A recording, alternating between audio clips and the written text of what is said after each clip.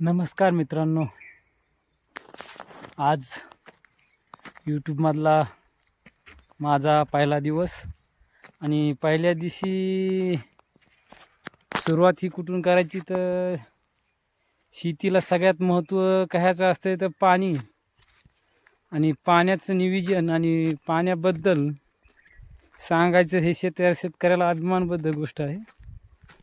तर आपण बघू शकता की हे आपले विहीर आणि नदी आहे. आपल्या विहिरीवर एक 7.5 HP व एक 5 HP सोलर बसवण्यात आलेलं आहे आणि ह्याच्याद्वारेच आपण सध्याला शेतीला पूर्ण पाणी पुरवितो. रोटोमॅक कंपनीचे सोलर आहेत दोन्ही पण, एक 7.5 एक 5 HP आणि यूट्यूबची नवीन सुरुवात असल्यामुळे व्हिडिओ कसा बनवा हे पहिले अगोदर प्रश्न पडला होता, पण चला म्हणलं एक व्हिडिओ बनवूया.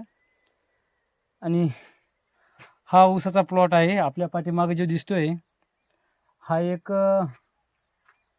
साधारणतः 3-4 एकरची लागण आहे.